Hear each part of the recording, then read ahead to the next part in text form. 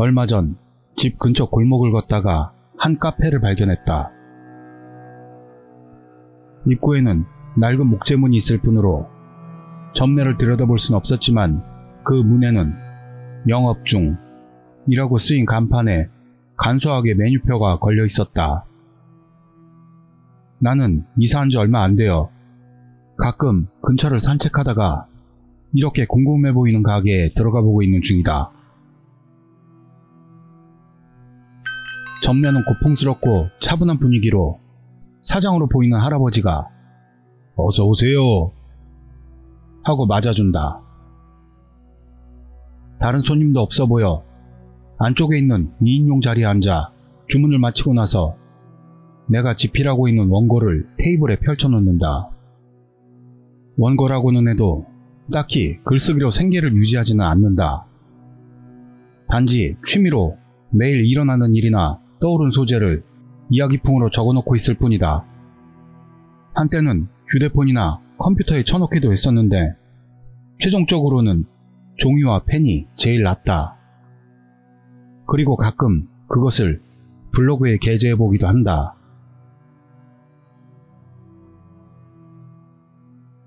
주문한 커피를 홀짝대며 글을 쓰고 있는데 모자를 쓴 한 명의 남자 손님이 들어왔다. 나이로는 60대 전후반 정도일까. 사장과 다정하게 이야기를 주고받고 있는 것으로 봐선 지인이나 단골같이 보인다. 그 남자는 내 모습을 보더니 "작가님인가요?" 하고 물어왔다. 나는 "그런 대단한 사람 아니에요" 하고 시선을 테이블 위로 내렸지만 "건너편에 앉아도 될까요?" 라며 쓰고 있던 모자를 손에 들고 다가온다. 조금 망설여졌지만 어쩌면 재미있는 이야기를 들을 수 있을지도 몰라 그렇게 하시라고 한다. 남자는 자주 여기에 오고 있고 이럭저럭 20년 정도 되었다고 한다. 그런데도 장소가 알아내기 어려운 데다 알고 있는 사람도 그리 많지 않은 탓인지 글을 쓰는 사람과는 만난 경험이 없다고 한다. 내가 취미로 쓰고 있을 뿐이라고 말해도 겸손할 필요는 없다며 나를 문필가로 여기는 것 같다. 다만 착각하는 편이 내가 이야기를 듣기에 좋지 않을까 하는 생각으로 내 생업에 대해 밝히는 것은 피하기로 했다. 남자는 이 거리도 많이 변했다는 둥, 어떤 가게가 맛있다는 둥, 두서없는 이야기만 하고 있다. 그칠 줄 모르는 잡담에 진력이 나기 시작할 즈음 화제는 그 자신의 옛날 이야기로 바뀐다. 들어보니 지금에서야말로 평온한 일상을 보내고 있지만 과거에는 필설로 다 할 수 없을 만큼 분주한 일상이었다고 한다. 그 중에는 절대로 잊을 수 없는 체험이 있었다는데 그는 뜨거운 커피를 주문하고 지금까지의 힘찬 어조와는 달리 조용하게 입을 열기 시작한다. 그것은 초와 63년, 즉 1988년의 일이야. 시대는 거품경제 한가운데였어. 나는 건설업 현장 소장으로 일하고 있었다네. 고층 빌딩이나 상업시설들이 속속 들어서면서 그 거품경제 혜택을 받은 사람들은 꽤나 들떠 있었어. 물론 내가 일하던 회사도 예외 없이 일감이 날아들었지. 하지만 일손이 턱없이 부족했어. 그건 경쟁사도 마찬가지라서 인재 확보에 고전하는 건 당연한 일이었을 거야. 고액의 연봉을 제시하고 오는 놈들은 무조건 전부 채용하는 것으로 조금이라도 전력을 늘리려 했는데 필요한 사람의 반도 모이지 않았지. 결국에는 종업원 가족이나 친구까지 모집하는 형편이었어. 나는 불안해졌다네. 그런 인원으로 일을 해낼 수가 있어야지. 그런데도 시절이 시절이니만큼 사장은 윽박지르면서 어떻게든 하라는 말뿐으로 현장에 대한 일 같은 건 생각도 안 해줬어. 자기는 고급 외제차에 태워져서 다니고 마시는 것만 뱃속에 채우면 좋았겠지. 여름이 찾아왔을 무렵 우리들은 복합 상업시설 시공에 착수하려 하고 있었어.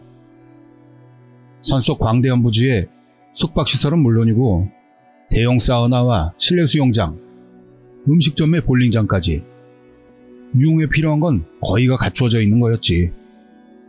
이게 완성된다면 직원들 모두 놀러오자는 말도 나왔다네. 어느 맑았던 날 아침, 여느 때처럼 시공전에 고사를 지낼 때였네. 주지가 축사를 올리고 있는데 상공에서 엄청난 소음이 울려 퍼졌어. 마치 금속이 삐걱이는 것 같은 뭐라 표현하기 어려운 소리였어. 모두가 무슨 일인가 싶어 위로 올려다봐도 소리의 발신원이 될 수 있는 것은 보이지 않았어. 그곳에 있던 전원이 다 들었기 때문에 잘못 들었을 리는 없었지. 이상한 일도 다 있다고 생각하고 눈길들을 다시 돌렸는데 주지가 쓰러져 있는 게 아니겠나? 바로 달려가서 말을 걸어봐도 아무래도 이상해. 주지가 부들거리면서 자꾸 헛소리를 하니 우리 쪽 사무직원을 붙여 데리고 나가게 했지. 그리고 고사도 중간부터 다시 시작하려 했지만 젊은 인부들이 겁을 집어먹은 거야. 재앙의 전조야! 토지신의 노여움을 샀어! 라는 말들만 해듣지. 공급에다 돈을 더 얹어주겠다고 전하고 겨우 진정시킬 수가 있었네. 그 이상은 귀중한 인부들이 줄어들면 방법이 없게 되니까 말일세. 가뜩이나 일손이 모자란데 내가 모두를 격려하자 마지막까지 최선을 다하자는 마음을 먹은 것 같았어. 그로부터 가혹한 나날이 계속됐지. 전부가 통상의 2배 이상을 일하고 있었어. 그런데도 작업 속도가 따라가지 못해. 과로로 쓰러지는 인부도 나오면서 현장은 점점 혼돈스러울 뿐이었네. 그런데다 이런 노동 환경에서는 그만두고 싶다면서 사직서를 들고 온 놈들이 생기기 시작했어. 나날이 한 사람 또 한 사람 현장을 떠나버렸다네.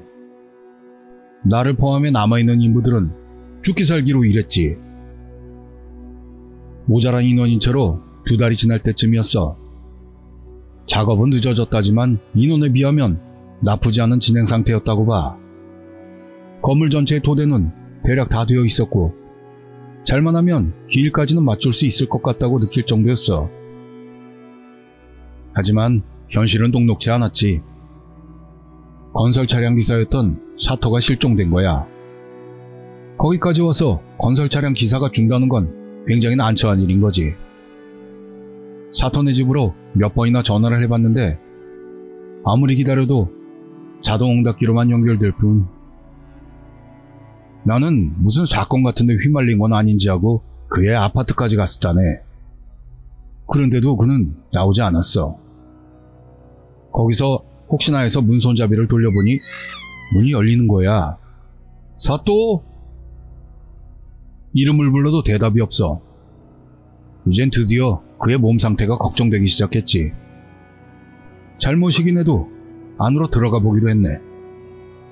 집안은 발 디딜 틈도 없을 정도로 어질러져 있었어. 아니, 어질러져 있다기보다는 망가져 있었다고 하는 쪽이 맞겠네. 찬장과 냉장고는 쓰러져 있었고 TV 화면도 부서져 있었어. 이건 보통 일이 아니라고 느끼고 주변을 둘러보다가 식탁 위에 한 장의 메모를 발견했네. 거기에는 휘갈겨 쓴 글씨로 이렇게 써 있었어. 이젠 도망칠 수 없다. 그 땅은 안 돼. 첫날의 나쁜 예감은 틀리지 않았다.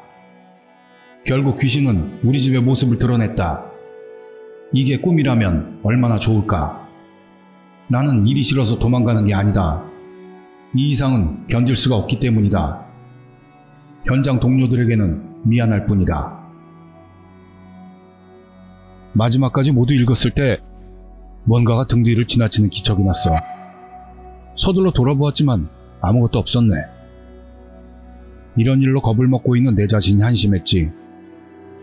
단지 귀신이라는 게 뭐를 가리키는 건지 신경이 쓰였어. 어쨌든 바로 경찰에 신고하지 않으면 안 되잖나. 그 메모는 내 품에 보관했다네. 나는 죄가 많아. 경찰이 이 메모를 읽는다면 아마도 현장을 시찰하러 올 것이고 거기다 극악 조건의 노동 환경이야. 자칫하면 건설 중단 조치도 내려질지 몰랐지.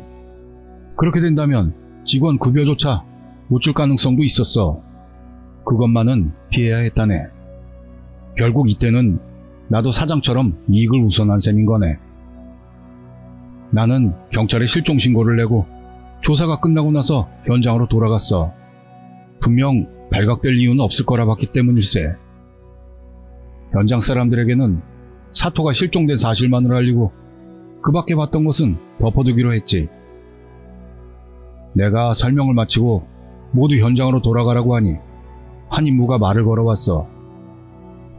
그 사람은 실종된 것 말고 다른 건 없었냐고 물었지.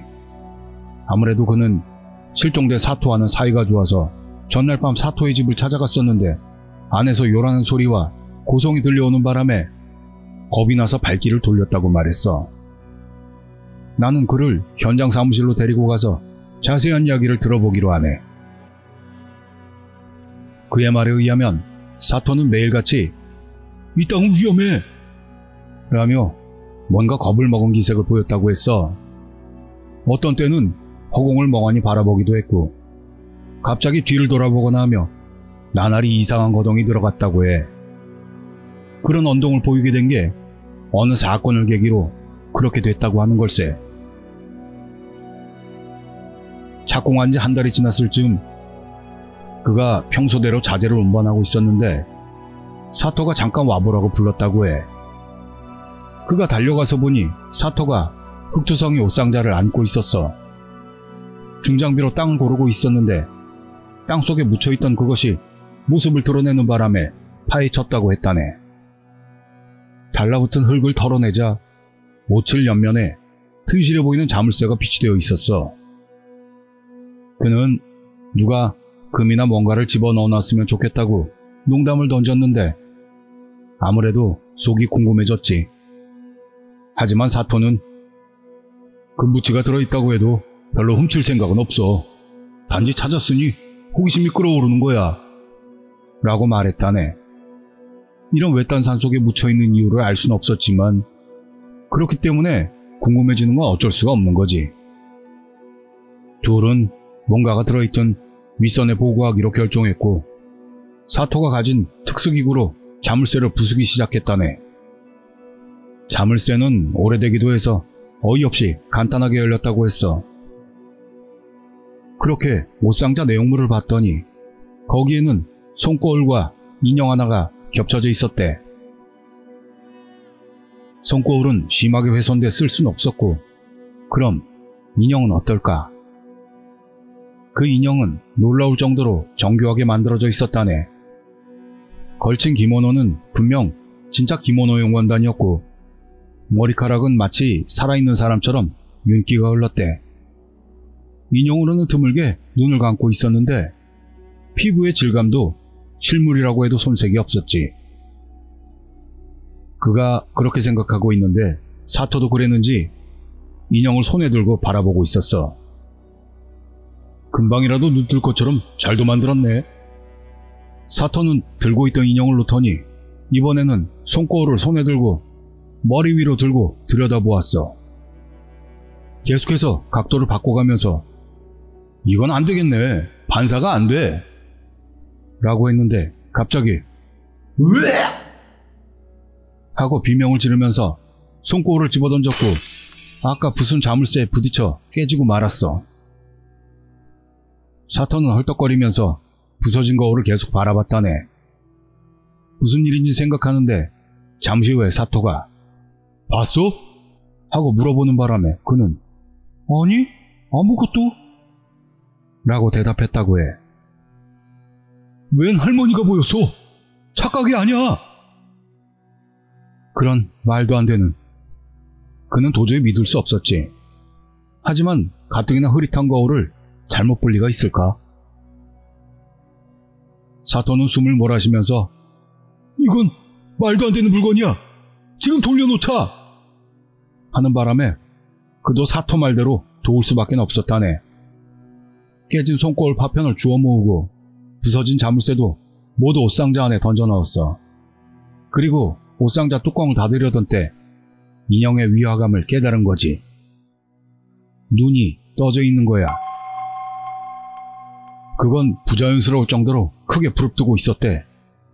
그가 놀라 비명을 지르는 것보다 빨리 사토가 옷상자를 빼앗더니 파낸 구멍에 돌려놓고 중장비로 흙을 덮어갔지.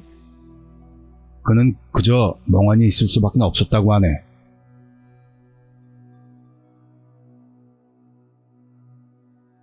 상자가 다 파묻힌 후 사토가 왔어. 이 이야기는 아무에게도 하지 말자. 그도 말할 생각은 없었고 말해도 누가 믿어주겠나. 그렇게 둘은 아무 일도 없던 것처럼 각자의 작업에 전념했다고 하네. 아마 일에 몰두함으로써 잊고 싶었을 뿐인지도 모르지. 그래도 결코 잊을 수가 없었어. 아무리 자기 직업에 몰두하려고 노력해도 뇌리에 박힌 인형의 얼굴이 마음을 지배하는 거야. 그게 하루 종일 계속됐다네. 어떻게 할 방법도 없는 채로 있었는데 그러던 중에 사토가 자취를 감추고 만 거지. 대충 이야기를 다 들은 나는 어떻게 대답을 해야 할지 알 수가 없었어. 누구나 이런 이야기를 듣는다면 같은 심정이 될 것 같았어. 내가 머뭇대는 사이에 그가 입을 열었어. 오늘부로 그만두겠습니다. 그의 기분은 충분히 이해가 갔어. 오히려 오늘까지 잘도 버텨왔던 거야. 그런데도 알겠다고 할 수도 없는 노릇이지. 몇 번이나 얘기했지만 일손이 부족했기 때문이야. 나는 조금이라도 그를 오래 붙잡아 놓으려고 급여를 올려주겠다고 이야기를 했다네. 그러나 그는 고개를 저었어. 사토랑 같은 말로를 걷게 할 생각입니까? 나는 아무 말도 할 수 없었어. 아까 들었던 이야기가 머리를 스쳤어. 게다가 본인이 그만두고 싶다고 말했는데도 계속 일하게 만드는 것도 가혹한 거지. 지금 생각하면 이쯤에서 그의 의견을 솔직하게 들어줬어야만 했다네. 하지만 일에 미쳤던 나는 다시 한번 그를 붙잡았어. 하루만이라도 좋다. 적어도 내일까지는 일하러 와달라고 부탁했지. 그는 고민했지만 내일까지라면요 하고 마지못해 받아들였어. 계속해서 고맙다는 말을 전했어. 너무 미안했으니까. 나는 사업이 암초에 걸리는 것도 이젠 시간 문제라는 것을 통감했어. 그가 현장 사무실에서 나가려고 할 때 내 쪽을 돌아보고 말했어. 최근 며칠 저도 누군가가 바라보고 있는 느낌이 듭니다. 일할 때도 집에 돌아가서도요. 이게 그와 나는 마지막 말이었다네. 다음날 그가 현장에 나타나는 일은 없었어. 모두는 일이 힘들어서 그만둔 거라 봤겠지. 지금까지 그만둔 사람들은 많았으니 누구도 이상하게 생각한 놈들은 없었어. 나는 현장의 사정을 설명하고 사토 때와 마찬가지로 그의 아파트로 가보기로 했어. 이번에는 문이 잠겨 있어서 집주인에게 사정을 설명하고 열어달라고 했더니 집안은 생각보다 깨끗하게 정돈되어 있었어. 집주인이 그 사람은 예의도 바르고 월세도 밀리는 일이 없었는데 라며 갸웃댔는데 무리도 아니었겠지. 나는 제일 먼저 메모 같은 게 없는지 찾아봤어. 사토도 메모는 남겼고 예의 바른 거라면 더욱더 남길 것 같았으니까. 그러나 아무리 찾아봐도 그런 건 없었어. 결국 그가 없어진 사실 말고는 아무것도 알아낼 수가 없었다네. 전날에 이어 경찰에 실종 신고를 의뢰한다는 건 좀 그렇지 않나? 그저 수색 대상자의 본가나 친구 등에게 연락을 취해주는 것만으로도 고마웠어. 도대체 어떤 투로 그의 부모에게 말해야 좋을지 알 수가 없었기 때문이야. 나는 경찰과의 대화를 끝마치고 무거운 다리를 끌고 차로 돌아왔지. 차 운전석에 잠시 앉아서 쉬고 있다가 문득 어떤 생각이 났어. 고사를 지내던 도중 쓰러진 주지. 주지라면 뭔가를 알고 있을 수도 있다. 나는 현장으로 가서 현장 사무실에 있는 명함첩에서 주지의 소재를 확인하고 나서 서둘러 그곳에 가보기로 했다네. 목적지인 신사에 도착한 후 경내에 있던 무녀에게 안내를 받아 바로 주지와 만날 수가 있었어. 내가 그 현장 소장이란 것을 알리자 주지는 노골적으로 싫은 얼굴을 했지만 이쪽으로 오십시오 하며 안쪽의 거실로 안내해줬지. 거실 방석에 둘이 앉은 후 지금까지 일어났던 사건을 말하라고 해서 모두 다 이야기를 했어.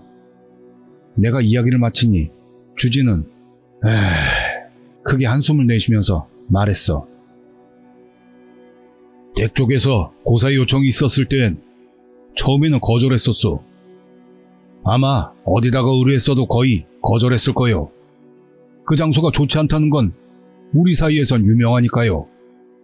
그런데도 댁내 담당자는 막무가내로 듣질 않았어요.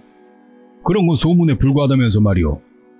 그래서 다른 동료들에게 폐를 끼치지 못하도록 내가 맡기로 했던 거요. 나는 마음이 불편해지는 것과 동시에 어쩔 수 없다고도 생각했네. 그런 대규모 공사에 고사라도 지내지 않는다면 선택지가 없게 되지. 왜냐하면 우리는 고사를 지냈다는 사실이 필요했을 뿐이니까 말일세. 물론 만약 하지 않았더라도 결과는 똑같았을 거야. 단지 하지 않는다면 이처럼 주지에게 물어볼 일도 없어지니까 역시나 해놓는 게 좋을 거라 본 거지. 주지는 보여주고 싶은 것이 있다면서 거실 구석에 있는 낡은 옷장에서 한 권의 자료를 꺼냈어. 거기에는 그 산에 얽힌 땅의 변천사가 상세하게 기록되어 있었다네. 자료에 의하면 그 땅에는 예전에 한 불악이 있었다고 해. 주민들은 외부와의 접촉이 거의 없었고 자급자족 생활을 지냈다고 해. 그게 전쟁 후 얼마 지나지 않아 댐 건설이 결정된 거야.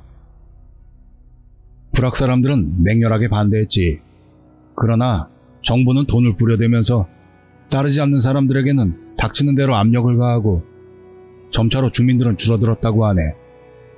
그리고 결국 주민 한 명만이 남고 그 불악은 텅 비어버렸다고 해. 유일하게 남았던 그 인물이란 건 그 마을에서 제일 오래 산 할머니였다고 했어. 노파는 아무리 큰 돈을 가져다 바쳐도 아무리 가혹한 압력을 행사해도 굴하지 않았어. 거기서 정부는 마지막 수단에 나섰지. 노파의 주거지를 무시하고 댐을 건설하기로 결정했던 거야. 그렇게 함으로 자연히 마을을 떠난 것 말고는 방법이 없도록 조치한 것 같아. 그 통보를 받은 노파는 이윽고 건설을 인정하게 되지. 다만 그 노파가 마을을 떠날 때까지 열흘을 기다려달라는 걸 조건으로 걸었다고 하네. 정부는 그건 간단한 일이라며 노파의 조건을 수락했어.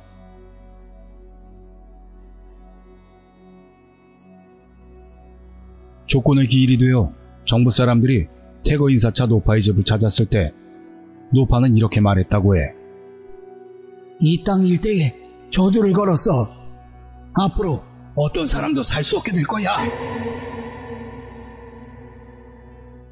그 자리에 있던 사람들은 최후의 발악이라고 냉소하며 아무도 상대해주지 않았지. 그 후 정부는 만반의 준비를 하고 댐 건설에 착수하게 된 거야. 그러나 막상 공사가 시작되자 잇따라 이상한 사건들이 벌어지기 시작했다고 해. 현장 인부나 행정 시찰자들이 줄줄이 원인불명의 죽음을 맞았을 뿐 아니라 건설에 관계된 사람 중 반 이상이 현기증과 두통 등 컨디션 난조를 호소한 거야. 인부들 사이에서는 누구랄 것 없이 노파의 저주라고 서로 소곤대게 되었어. 현장 책임자는 건설을 중단하고 그 이상 사태를 그대로 정부에 보고했다네. 하지만 정부는 그 보고를 무시했어. 그런 초상현상 같은 게 일어날 리가 없다면서 말이지. 어쨌든 인원을 보충하고 건설을 속행하라는 명령이 하달됐어. 건설은 재개되었지만 인부들의 사기는 눈에 띌 정도로 땅에 떨어지고 있었다고 해. 그리고 또다시 인부 중 하나가 수수께끼의 죽음을 맞고 만 것이지. 건설업자는 철수를 결심했어. 더 이상 소중한 직원을 잃을 수는 없으니까. 그 소문은 동종업계 사장들에게도 널리 퍼졌다고 해. 정부가 다른 건설업자에게 댐 건설을 의뢰해도 당연히 거절당할 수밖에. 그리고 그 땅은 지금까지 그대로 남게 된 거야. 주진은 이제 알겠냐는 표정을 지었어. 내가 몸소 겪은 일이라서 이 자료의 내용이 현실에서 일어났다는 것으로 받아들일 수 있지만 착공 전에 일어났었다면 아마도 나는 믿지 않았을 걸세. 잠시 후 주진은 당신이 할 일은 하나밖에 없다고 보는데 하고 말했지. 주지가 말하려는 건 명백했어. 남은 것은 그것을 받아들이냐 마느냐뿐. 나는 깊이 절을 올린 후 그 자리를 뒤로하고 차에 올랐어. 현장으로 돌아가는 동안 건설을 중지시킬 이유만을 고민했어. 사장은 분명히 반대할 것이고 조마카까지 역사적 사실을 예로 들어본다면 사장은 정부가 되는 셈이지. 나는 모가지일 게 분명했어. 그래도 괜찮아. 어쨌든 남은 인원으로 그 건물을 완성시키는 건 불가능하니까 말이야. 정신을 차려보니 차는 이미 현장 부지내로 들어가고 있었어. 현장의 모두는 일을 마치고 정리 작업에 들어가고 있었지. 내가 차에서 내려 현장 사무실로 향하는데 뒤에서 누가 나를 불러 세웠어. 봤더니 20명 정도의 인부들이 모여있는 거 아니겠어? 도대체 왜 그러냐고 물었더니 오늘부로 그만두겠습니다 라며 선두에 있던 한 명이 말했어. 옳게 왔다는 느낌이었지. 나는 알았다, 지금까지 잘해주었어 라고 말하니 깨끗하게 받아들여졌다는 게 예상 외였는지 모두는 놀란 얼굴을 하고 있었다네.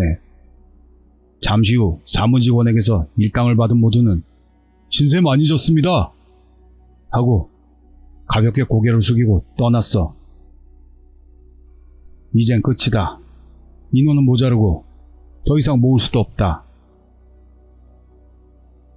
내가 현장 사무실로 들어가자 운이 좋았던 건지 거기에는 사장과 현장 책임자가 있었어. 사장은 나를 보자마자 이 자식들 뭐 하는 거야? 전혀 진척이 없잖아 하며 화를 냈어. 아, 이 인간은 아무것도 알아주려고 하지 않는구나 하고 낙담했었네. 붕괴의 전조는 바로 거기까지 다가오고 있었는데도 이익을 독점하고 싶었던 사장의 판단이 초래한 결과인데 이 이상 작업을 진행하는 건 불가능합니다. 바로 지금 20명 정도의 인부가 그만두고 갔습니다. 이 말을 들은 사장은 얼굴이 시뻘개져선 지금 다시 불러! 라고 고함을 지를 뿐이었지. 내가 어이없어하니 현장 책임자가 입을 열었네. 우리는 매일 쉬지 않고 일해왔습니다만 이젠 한계입니다. 이 사업은 처음부터 뭐뭐했다는 걸 아직 모르시겠습니까? 저도 오늘부로 그만두겠습니다. 실례했습니다. 현장의 중요 인물들이 사라지는 것으로 겨우 사장도 일의 중대성을 깨달은 것 같았어. 그제서야 어떻게 안 되겠냐며 어떻게 하면 좋겠냐며 내게 징징대기 시작했어. 원래 이 땅은 저주받은 땅이라 어떻게 해도 안 됩니다 라고 하니 그런 건 미신이야. 하기야 파격적인 가격으로 땅을 살 수 있었던 게 그 덕분이긴 하지만 말이야 라고 말하는 게 아니겠나. 사장은 이 땅이 부정한 땅이란 것을 알고 있었던 거야. 그런데도 지금까지 숨기고 있었던 거지. 벌써 희생자도 나왔습니다 라고 알려줘도 건설업의 희생은 당연한 거야. 어쩔 수가 없어 라며 들으려고도 하지 않았어. 어차피 우리들은 장기판의 말일 뿐인 거지. 죽어라 일을 시키고 필요가 없어지면 버림받는 거야. 땅이야 어떻든 결과는 변하지 않아. 나는 그날을 끝으로 현장을 떠났어. 건물 완성을 보지 못하게 되는 건 아쉬웠지만 완성되지 못한다는 것을 알고 있었으니까. 그 후 거품 경제의 붕괴와 맞물려서 회사는 도산했다고 풍문으로 들었다네. 그로부터 30년이 지났네. 최근 들어서 그 현장이 꿈에 자주 나와. 왜 이제 와서 현장 꿈을 꾸는지를 모르겠어. 그저 너무 자주 꾸니까 신경이 쓰여서 한번 가보기로 했다네. 놀랍게도 현장은 거의 변하지 않았어. 잡초가 무성하고 거친 땅이 됐지만 건물의 뼈대만은 그대로였어. 나는 그리워져서 한동안 그 자리에 서 있었던 것 같아. 그때 문득 뭔가가 시야에 들어왔어. 거기엔 분명히 그때 실종됐던 두 사람이 있었다네. 설마. 나는 나도 모르게 다가갔지. 그러자 두 사람의 모습은 금세 신기루처럼 사라지고 말았어. 그리운 나머지 기억이 만들어낸 환각이었을까? 곰곰이 생각해보면 그 둘이 있을 리가 없지. 나는 자조 섞인 웃음을 흘리며 시선을 떨구었어. 뭐가 있었다고 생각해? 오칠된 옷상자였다네. 실종됐던 두 사람이 파묻었을 옷상자가 거기에 있었어. 처음 보는 것인데도 나는 그게 바로 그 옷상자라는 것을 믿어 의심치 않았네. 누군가가 파낸 것인가? 듣던 대로 자물쇠가 부서진 흔적도 있어. 열어야 할지 말지 망설여졌는데, 하지만 어쩌면 실종된 두 사람의 단서를 얻을 수 있을지도 모를 일이지. 그렇게 생각하고 마음을 다잡고 옷상자의 뚜껑을 열어보기로 했다네. 하지만 후회하고 말았지. 단서 같은 것이 있을 리가 없지 않겠나. 나는 내가 본 것을 후회했어. 깨진 손거울과 정교한 인형, 거울 파편이 바닥에 흩어져 있었어. 그리고 위를 올려다보고 누워있는 인형. 그 눈은 불을 뜬 채 마치 나를 바라보는 것 같았어. 옷상자는 그대로 돌려두고 도망치듯 돌아왔다네.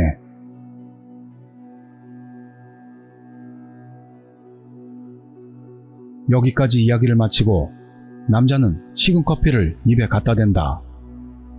나도 내 커피잔을 집는다. 어떤 반응을 보여야 좋을지 알 수 없었을 때 어색함을 감추기 위해 그렇게 한다.